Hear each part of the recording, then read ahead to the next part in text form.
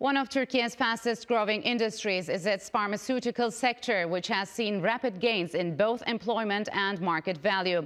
Although a relative newcomer, the country is looking to become a major hub for research, manufacturing, and the export of pharmaceutical products. But how far does the industry have to go before it catches up with traditional heavyweights in Europe and emerging players in Asia? Safiya Amri tells us more. Defense is a top priority for every nation. But one external threat caught everyone off guard in 2020. The COVID-19 pandemic not only took several million lives, it upended global pharmaceutical supply chains, exposing major inefficiencies and risks. Türkiye was one of the few countries which managed to navigate the crisis, not seeing major shortages of medical supplies or overwhelmed hospitals. During the height of the pandemic in 2021, Türkiye became one of the biggest markets for pharmaceuticals, ranking 10th among European countries and exporting to 185 locations. In 2022, Turkish pharmaceutical and healthcare products reached significant growth, both in value and unit scale. Locally, the industry has generated tens of thousands of jobs through its many production facilities operating at international standards. The steady growth in this field attracted more investment in research and development, which translated into 1,600 patent applications for pharmaceutical products in 2023, making it the sector with the highest number of new patents last year. But Türkiye has its eyes set on bigger goals, to become a major exporter and hub in the global pharmaceutical industry. It is recognized that there are pharmaceutical products that are available made in Turkey, and Turkey incrementally over the last 20 years has improved its provenance. What I mean by provenance is, are they safe? Are they made to standard? Are they made to international standards? Are those data audited? All of those things are going in the right direction for Turkey. In 2022, Türkiye exported nearly $2 billion in pharmaceutical products, with its main markets being in Central Asia and the Middle East. This is still far behind giants like India and China, which exported $25 and $15 billion respectively. But analysts say long-term concerns over safety and quality in those countries and geopolitical tensions between Beijing and Washington could open up new areas for alternate suppliers. Although relatively new to the pharmaceutical industry, Türkiye's rapid growth in the sector and its healthcare system, which is pushing innovation, has many hopeful that the country could become a major hub for both research, production, and exports. And being strategically close to key markets in Europe and the Middle East also has many bullish on the future of Türkiye's pharmaceutical industry. And to further discuss Turkey's potential as a global pharmaceutical hub, joining me now from Ankara is Bunyamin Esen. He is an inspector and the former head of strategic development at Turkiye's Social Security Institution. Bunyamin, hello and welcome to Strait Talk. So where does the Turkish pharmaceutical sector stand globally, especially when compared to other countries like in Europe and India and China? Hello, good afternoon. Well, for understanding this, we need to look major figures regarding Turkey's pharmaceutical sector. The pharma production in Turkey in 2021 has reached almost 3.5 billion euros. The sector's employment reached in an immense figure of 45,000 employees directly, and if we add the indirect employment, it is estimated that the total employment is reaching to almost 100,000 people. So what would it take for Turkey to become a hub for the global pharma industry? I mean, what are the main challenges? Well, there are serious challenges. First of all, the current market in Turkey is dominantly 76% is controlled by the public institutions, especially the Social Security institution is the main buyer. And we are applying a fixed exchange rate for specific for pharmacies. And this is especially especially obstructing the global players to come to Turkey and make Turkey as a hub, as a base for investment. So, Bunyamin, how has COVID-19 exposed major insufficiencies and risks across the globe, especially when it comes to the supply chains? As you know, COVID has changed a lot of things, but it is specifically visible in the healthcare services. Turkey has recently, in the last decades, become a leader in healthcare, thanks to the investments have been made. During the pandemic, Turkey has shown that it has a solid healthcare system, in many ways better than the European peers. In the pandemic, especially antibiotics, antivirals, sedatives, blood fluids, and also medical masks, medical devices were very scarce, and they were particularly sought after.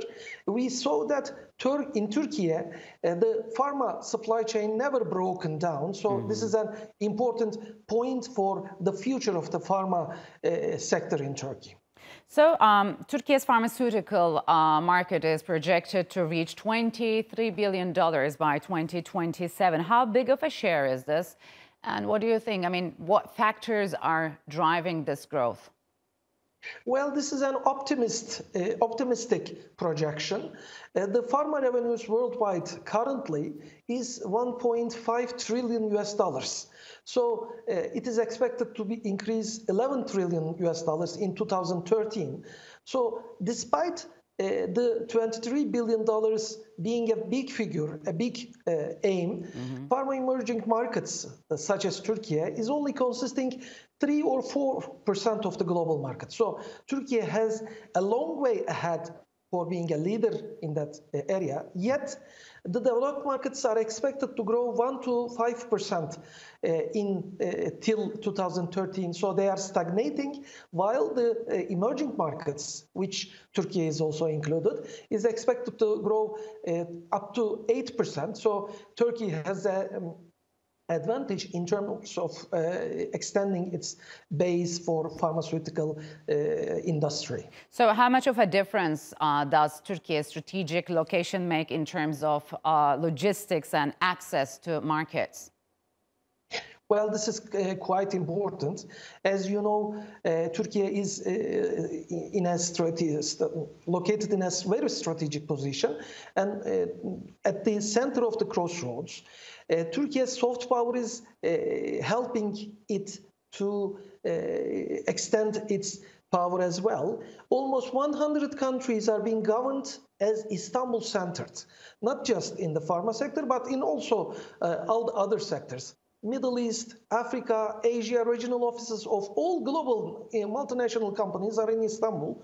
So Turkey is in a very good position in terms of producing generic drugs, R&D drugs, and also biomedicals, the new types of medicines, to import, to export from Turkey's base to Middle East, Africa, and Asia. But there's also a trade deficit. I mean, how could this trade deficit between Turkey's pharmaceutical imports and exports be overcome? And why do you think Turkey is still quite dependent on the import of medicine? Well, this is quite strategic and important for Turkey. I think this is not just a policy issue, not just a social policy issue. It is also an issue of independence for the country. If we look to the figures, we see that in 2021, as the latest figures, Turkey is importing 1.4 billion euros. Exporting 1.4 billion euros of medicines, but on the other hand, importing 6 billion euros. So we have a trade deficit of 4.5, almost 5 billion euros. So this is a serious challenge for the country. If Turkey wants to develop its domestic pharmaceutical sector, it has to invest in R&D much more because, like the textile sector, Turkey needs to create new medicines, new brands for being attractive for new markets. Actually, right now, only the 100 million euros of R&D investment in the pharma sector is existing in Turkey. So this is very low when we compare to the peers. We have 42 accredited R&D centers for pharma, but this is very low. So the government is planning to extend this. Consider BioNTech founders Uğur Şahin and Özlem Türeci. Yes. They are Turkish origin, yet they have created their innovative vaccines in Germany, and now they are contributing to German economy with billions of euros. Turkey needs to attract that kind of an investment potential. So, Bunyamin, give us a historic perspective on Turkiye's healthcare system. I mean, how has the foundation of the central public health institutions and their foundation, of course, 5 years after the Republic's foundation in 1928 under late Health Minister Refik Saydam, contributed to today's health sector in Turkey? Well, as you know, our president Recep Tayyip Erdogan is talking about the old Turkey and the new Turkey. If you talk about the old Turkey healthcare system, Refik Saydam is the founder of that system. In the 14 years of Minister of Health career of his, he has established the late system of hometown hospitals, maternity and childcare homes, and also tuberculosis dispensaries. He has established the vaccines and serums. However, in the last 2 decades, Turkey has changed its petty healthcare system very much. With the healthcare transformation program and universal healthcare coverage, which is launched in 2003, the Turkish government assured free healthcare coverage for almost 99% of the population. Now we are talking about campus hospitals, general health insurance, which is covering everyone, including the migrants. We are talking about family medicine system, which is established. So yes. Today's Turkey healthcare market is a mixture of private and public service providers. All right, Bunyamin, we'll have to leave it here. Thank you very much for joining me on Strait Talk.